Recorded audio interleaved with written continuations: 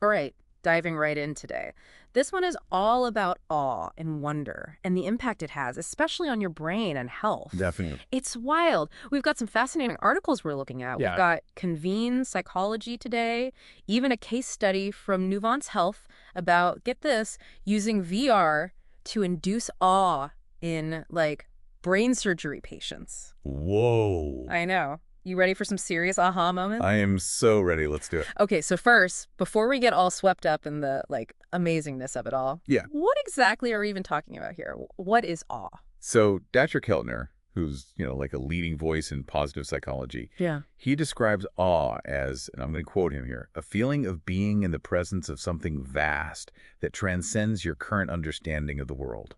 Like Hmm. that moment when you're just completely floored by something, Yeah. whether it's like a natural wonder or some kind of profoundly moving human experience. I feel like that definition really captures that sense of awe being humbling but also expansive. Definitely. You know, like that feeling of standing on a mountaintop, looking out at this huge landscape, or even, witnessing an act of incredible courage or kindness, For sure. something that just blows you away.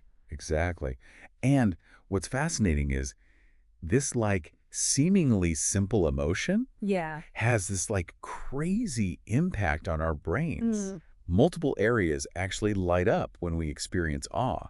The prefrontal cortex, which handles, things like planning and decision making. Oh, and the anterior cingulate cortex, which helps us manage our emotions. Yes. Right. It's Right. like awe helps us connect to something way bigger than ourselves. And Precisely. And then there's something called the default mode network. the DMN. Yes, the DMN. Mhm. This is like a network of brain regions that's active when our minds, wander or daydream or get caught up in self-reflection. Okay. But get this, when we're in awe, the DMN quiets down. So it's like awe pulls us out of our own heads and into the present moment, Exactly. helping us feel more connected to something bigger than ourselves. Yeah, it's really cool. Like that outward shift Yeah. allows us to really be present and experience this sense of wonder and perspective. I love that. And while that's happening, our brains are also releasing all these neurotransmitters like dopamine, which is associated with pleasure and reward. So, when you feel that rush of awe, looking at the Grand Canyon, that's dopamine kicking in, rewarding you for seeking out this awe-inspiring experience. Exactly. And that feeling of calm and peace you get, Yeah. that's probably endorphins, right? Yeah. They're well known for, mood boosting and pain relieving effects, Mm-hmm. but they also play a role in strengthening your immune system. So awe is like a natural mood booster, a stress reliever, and immunity enhancer all in one. You got it. And the research actually supports this idea. Studies show that people who regularly experience awe, Oh, wow. they report lower levels of stress and anxiety, enhanced creativity, and even a boosted immune system. Okay, sold. I want more awe in my life, but how do we actually cultivate awe, on a regular basis? Right. We can't all just jet off to see the northern lights every week. You're right. You don't need to travel to exotic locations. It's more about shifting your perspective and just being more mindful of the world around you. Okay. Our sources actually offer some really great tips for finding awe in everyday life. Oh, perfect. Like just taking a walk in nature. Oh, yeah. Being surrounded by the beauty of the natural world can be incredibly awe-inspiring It's true. and something most of us can do pretty easily. And even just taking a moment to appreciate the beauty of, I don't know, a flower or the vastness of the night sky, Yeah, those things can really evoke a sense of awe. definitely. And I think something we often forget is the power of human connection. Oh, right. Witnessing acts of kindness, courage, generosity in others, that can be deeply It awe-inspiring. can be so powerful. Yeah, and this kind of reminds me of something the Convene article highlighted. Just Right. hearing stories of people overcoming adversity or demonstrating exceptional character, Mm. those kinds of stories can spark those feelings of awe too. It's true. It's we're wired to be moved by the best of humanity. Yeah. And these experiences can have this ripple effect, inspiring us to be better.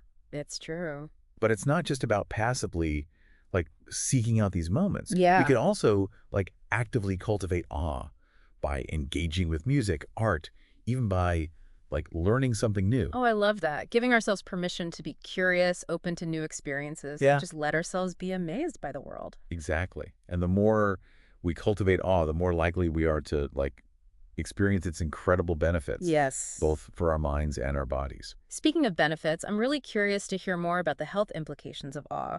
We've talked about how it can reduce stress, boost the immune system, and even improve mood. But, like, are there other health benefits we should be aware of? There are. Research is still, emerging, Mm. but it's revealing some pretty remarkable findings. Yeah. For example, studies show that experiencing awe can actually lower inflammation in the body. Wait, really? Yeah. That's incredible. Inflammation is, like, linked to so many chronic conditions, heart disease, cancer, even Alzheimer's. Right. So if awe can help reduce inflammation, It's huge. that's huge. And it makes sense when you think about it. Okay. Chronic stress is a major contributor to inflammation, right? Mhm. And we know that awe, powerfully reduces stress. Yeah. So it stands to reason that by reducing stress, awe can also help reduce inflammation. It's like awe is a natural antidote to the chronic stress that Yeah. so many of us experience, like, in our daily lives. Exactly. And the benefits even extend to, cardiovascular health, too. Oh, wow. By lowering cortisol levels and reducing stress, awe can help lower blood pressure and improve heart rate variability. So awe isn't just good for our minds. Oh, It's yeah. good for our bodies, too. Precisely. And it even has, potential applications in the medical field. That's where it gets really interesting. Our article from Nuvance Health talks about how they're using virtual reality to induce awe in brain surgery patients. It's a fascinating case study. It is. They're creating, these immersive VR experiences that evoke feelings of awe and wonder in patients Oh. before they undergo surgery, Yeah. all with the goal of managing anxiety and, potentially improving outcomes. So this suggests that inducing awe could, like, become a standard part of pre-surgery care. Possibly.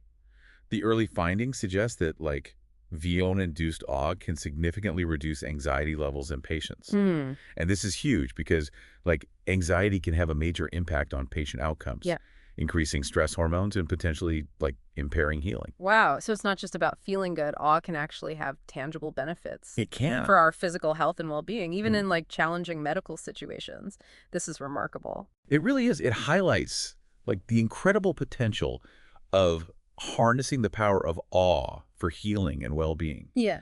It really is remarkable how much potential awe has, especially, when you think about what's actually happening in the brain during these awe-inspiring moments. Mhm. We've talked about these, specific brain regions being activated, Yeah. but what's actually going on, at a neurological level? That's what I was wondering. It feels like there's more to the story than just, like, those brain regions lighting up. Right. There's, a whole symphony of activity happening. Yeah. And one of the key things is this, shift in neurotransmitter activity. Okay. Yeah, you remember those feel-good chemicals we mentioned earlier, dopamine and endorphins? Yeah. They're playing a crucial role here. So the same chemicals that give us, like, that rush of pleasure and help us manage pain, Mm-hmm. those are also being released when we experience awe. Precisely. And these, neurochemical changes Yeah. are what contribute to those, many positive effects Yeah. of awe, like reducing stress, improving mood, and boosting the immune system. Yeah. But it's not just about the neurotransmitters. Yeah. Awe also seems to, affect the way our brains process information. You mentioned earlier, like, the default mode network kind of quieting down when we're in awe. Yes. What is the significance of that shift in brain activity? So it's a fascinating shift. Yeah. Essentially, it allows us to focus our attention outward, on the awe-inspiring thing, rather than inward on Yeah. our own, thoughts and worries. Mm-hmm. So we shift from this, self-centered perspective to a more expansive, Yeah. interconnected view of the world. It's like awe helps us zoom out Yeah. and see the bigger picture, reminding us that we're, like, part of something much larger than ourselves. You got it. Mm. And this, shift in perspective can have profound implications for how we understand ourselves Yeah. and our place in the universe. Mm. It echoes something that Dacher Keltner writes in Psychology Today. He says that awe helps to, and I'm going to quote him here, integrate us into the systems of life, communities, collectives, the natural environment, and forms of culture. That is beautifully put. Awe helps us see that, like, we're not isolated individuals, but rather like threads in this vast and intricate tapestry. Exactly. And that sense of connection, Yeah. of like belonging to something bigger than ourselves, Mm-hmm. that is incredibly important for our well-being, you know? Yeah. It gives us purpose, meaning, and even hope, Mm-hmm. especially, during challenging times. All this talk about like Oz benefits is making me wonder, Yeah. like, if it's so beneficial, why haven't we evolved to experience it more often? Right. It seems like a superpower we could all use more of in our daily lives. It's a great question, and it's one that researchers are still, like, exploring. Yeah. One theory is that awe might have served like an evolutionary purpose Okay. by helping our ancestors adapt to, new and potentially threatening environments. So imagine our ancestors encountering something like awe-inspiring, like, I don't know, a vast herd of animals or a powerful storm. Right. That experience would signal them to, like, pay attention, be cautious, Exactly. and learn from that situation. That's Right. the idea. Like, awe might have been this survival mechanism, Wow. helping our ancestors navigate, unfamiliar and potentially dangerous situations. But in today's world, we encounter those kinds of, like, life or death situations less often. Right. So it makes sense that we might experience awe, like, less frequently in our everyday lives. Exactly. But that doesn't mean we can't actively cultivate awe. As we've discussed, there's so many ways to, like, invite more of it into our lives, Yeah. and reap its incredible benefits. That brings up another question that's been on my mind. Mhm. We've been, like, focusing on the positive side of awe. Yeah. But are there, like, any potential downsides or things we should be aware of? It seems almost too good to be true. That's an insightful question. Yeah. And it's important to remember that, while awe is generally associated with, like, positive emotions and benefits, Yeah. it's a complex emotion Okay. that can be experienced in different ways. So it's not always sunshine and rainbows. Not necessarily. Okay. Yeah. Remember Keltner's definition of awe. Yeah. He describes it as, like, a feeling of being in the presence of something vast that transcends our current understanding of the world, and that vastness Yeah. can be both exhilarating and unsettling. I see what you mean. Yeah. Imagine standing at the edge of the Grand Canyon for the first time. Yeah. It's awe-inspiring, but also, like, a little bit terrifying if you're afraid of heights. Right. That sense of, like, being overwhelmed, Yeah. of feeling small and insignificant in the face of something vast, that could lead to, like, feelings of anxiety or even, like, existential dread. Precisely. Like, Ugh. awe isn't this, simple, Yeah. one-dimensional positive emotion. Okay. It can evoke, like, a whole range of feelings, both positive and negative, Yeah. depending on the individual and the context. So it's like a double-edged sword. Yeah, in a way. The same feeling that connects us to something larger can also make us feel insignificant and lost. Mhm. That reminds me of something else we talked about, this Yeah. idea that awe is, like, morally neutral. Right. Awe itself, like, doesn't come with this built-in moral compass. Right. It can be inspired by, both positive and negative forces. Mm-hmm. We can feel awe in the presence of, like, great beauty, kindness, and love, but also in the presence of, power, destruction, and even violence. It's like the source of the awe really matters. Yeah. The awe we experience from, like, witnessing a natural wonder is going to be different from the awe we might feel in the presence of, like, a powerful dictator. Exactly.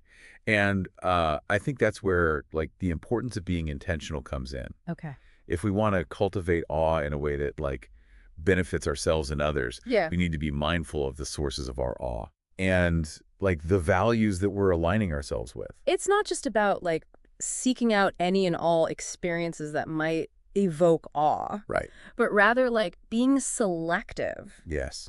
choosing sources of awe that, like, resonate with our values and contribute to our, like, overall well-being. You've hit the nail on the head. Yeah. It's about approaching awe with a sense of, like, awareness and intentionality. This has been an incredible conversation so far. It has. We've covered so much ground. We'd have. From, like, the definition of awe to its, like, neurological underpinnings, Yeah. its health benefits, its Yeah. potential downsides, Right. and the importance of, like, being intentional about the sources of our awe. It's a lot. It is. What stands out to you as, like, the most fascinating aspect of awe? What has, like, resonated with you the most throughout our conversation? For me, I think it's the profound impact that awe can have on our perspective. Yeah. It reminds us that we're, like, part of something so much larger than ourselves. Mhm. And It encourages us to see the world with this like sense of wonder and curiosity. Yeah. What about you? What has like struck you the most? Honestly, Yeah. I think I'm still amazed by the fact that awe can actually reduce inflammation in the body. Really? Yeah, it's such a tangible It example of is. how our emotions can like directly impact our physical health. It Hmm. makes you wonder like what other incredible things we might discover about the connection between our minds and bodies. Absolutely. And it speaks to like the power of positive emotions in general. Yeah. Research is showing that emotions like gratitude and compassion Mm-hmm. may also have like beneficial effects on our health, Wow. both physically and mentally. This whole conversation's making me realize that we often underestimate the power of our emotions. Yeah. We tend to think of them as like these fleeting feelings, but they really have a profound impact on our overall well-being. I couldn't agree more. Like emotions aren't just something we feel. They're like an integral part of who we are and how we experience the world. Mm. And awe, with its ability to connect us to something like larger than ourselves Yeah, and inspire a sense of wonder and possibility. it's true. It's an incredibly powerful emotion that we can all benefit from cultivating. This deep dive is already full of like so many insightful points. It is. But before we move on, I have Yeah. one more question. Okay. We've talked about like awe in a general sense, Mhm. but are there like individual differences in how people experience awe? Mm. Do some people naturally experience awe more easily than others? That's an excellent question. Yeah. And the answer is yes. Okay. There definitely seem to be individual differences in what we call like awe proneness. Okay. Some people are just like naturally more inclined to experience awe than others. Interesting. And it likely comes down to a combination of, personality traits, Mm. genetics, and life experiences. So it's like some people are just wired to be more awestruck. It appears that way. Like, for example, people who are high in the personality trait of openness to experience, Okay. those who are more curious, imaginative, and receptive to new experiences, Yeah. they tend to be more awe-prone, which makes them more likely to, like, encounter things that evoke awe. That makes sense. Right. And I'd imagine people who have had more diverse life experiences are also more likely to experience awe. Yeah. Like if you've traveled to different countries, met people from different cultures, Mhm. been exposed to a wider range of like ideas and perspectives, Yeah. you're probably more likely to encounter things that like challenge your worldview and inspire awe. You're spot on. Mm-hmm. It highlights the fact that, like, awe isn't just about the thing itself. It's Sure. also about the individual's interpretation of it. Okay. You know what I mean? Like, Yeah. what one person finds awe-inspiring, Yeah. another might find, like, mundane or even boring. So awe isn't a one-size-fits-all emotion. Sure. It's like a very personal and subjective experience. Exactly. And that's, like, part of what makes awe so fascinating. It's this deeply personal experience Yeah. that connects us to something larger than ourselves. But it's also, like, shaped by our own unique perspectives and life experiences. This conversation has been so insightful. We've discussed the benefits of awe, the potential downsides, the individual differences in like awe proneness, and the importance of being mindful about our sources of awe. But there's one more aspect I want to explore before we wrap up, Okay. and that's the idea of awe as a collective experience. That's a great point. Awe isn't always, like, a solitary experience. Right. We can experience awe together as a group, Yeah. and those, like, shared experiences can be Yeah. incredibly powerful. Think about those like incredible moments like watching a fireworks display with loved ones, Yeah. being at a concert surrounded by thousands of other fans, Mm-hmm. or witnessing like a historical event unfold. Yeah. These are all experiences that like evoke this collective sense of awe and wonder. You're right. And, like, those shared experiences Yeah. have a profound impact on Yeah. our, like, sense of community and belonging. Yeah. When we experience awe together, Mm-hmm. it creates this feeling of unity, connection, and, like, shared purpose. It's true. It's like we're all part of something bigger than ourselves. Yeah. Which is a very powerful feeling. I'm remembering the Convene article Yeah. talked about this too, highlighting how events like conferences and meetings can be like designed to create awe-inspiring experiences that foster like connection and collaboration among attendees. It's fascinating to see how, like, event organizers Yeah. are like recognizing the power of awe to Mm. make events more engaging and impactful. Yeah. Using things like, immersive technology, storytelling, Yeah. and even just like designing spaces that inspire a sense of wonder Mm-hmm. to evoke awe in their audience. It's like they're tapping into that fundamental human need for like connection and transcendence. It's brilliant because like when people experience awe together, it creates this shared sense of purpose and inspiration that lasts long after the event is over. Absolutely. And it underscores that, awe isn't just like a personal emotion. Right. It's a social one too. Mm-hmm. It has the power to like bring people together, break down barriers, and create a sense of like shared humanity. That's such a powerful thought. It is. It's like awe is this like universal language. We can all speak regardless of our background, beliefs, or experiences. It truly is. Yeah. And in a world that often feels increasingly divided, Yeah. I think that's a really powerful and important message. Mm. Awe can remind us of our shared humanity, our interconnectedness, and like the beauty and wonder that exists all around us. It's amazing to think about like awe being this unifying force, Yeah. like a language that like transcends our differences and connects us on a deeper level. Mm-hmm. But as we've been exploring, awe is complex. It is. It's not always a purely positive experience. So before we wrap up this deep dive, Yeah. I want to touch on one final question that's been on my mind. Okay, what is it?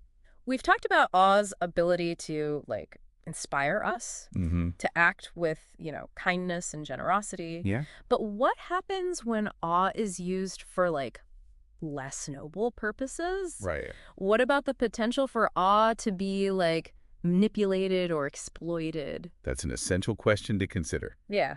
It brings us to the heart of like awe's complexity. Okay. As we've discussed, awe is morally neutral. Right. It can be used for good or for ill, Yeah. depending on the, intentions of those wielding it. It makes me think about like historical examples, the like awe-inspiring rallies and propaganda used by totalitarian regimes Mhm. to control and manipulate their citizens. Right. It's a chilling reminder Yeah. of how awe can be twisted and used for like really harmful purposes. It's a stark reminder. Yeah. And it highlights like the importance of critical thinking when it comes to awe.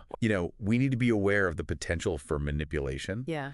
and like question the sources of our awe, especially when it's used to promote a particular ideology or agenda. So it's not enough to just like passively feel awe. Right. We need to like actively engage with it, asking ourselves, where is this awe coming from? Yeah. What are the motivations behind it? Right. And like, what are the potential consequences of aligning ourselves with this, source of awe? Exactly. We need to be like thoughtful and discerning Mm-hmm. about the awe we experience, just like we are with any other form of, information or influence. So like, we need to develop like a kind of awe literacy, Ooh, I like that. the ability to like understand the nuances of awe, recognize its potential for both good and harm, Mhm. and ultimately like wield it responsibly. I love that phrase, awe literacy. Yeah. It perfectly captures what we're talking about. In a world where awe is increasingly being used to like shape our thoughts and behaviors, Right. cultivating awe literacy becomes essential. This deep dive has been like a real eye-opener. It has. I feel like I've gained a whole new understanding of awe, Mm-hmm. its, complexity, its power, and its potential. I feel the same way. It's been an incredible journey of like exploration. And as we wrap up, I want to leave our listeners with this final thought from Uh-oh. Psychology Today. Right. And I'm going to quote here. If awe is morally neutral, how can we ensure that the awe we cultivate leads to positive outcomes both for ourselves and our communities? It's a powerful question, It is. and one that, challenges us to be mindful and intentional about the awe we seek and embrace. Mm-hmm. The answer, I think, lies in choosing sources of awe that align with our values, Yeah. recognizing that awe can be a force for good in the world. So to our listener, keep exploring, keep questioning, and keep cultivating awe in a way that like contributes to a better world, both for yourself and those around you. Love that. This has been your deep dive into the world of awe and wonder. Until next time. And that's a wrap. Happy awe-seeking.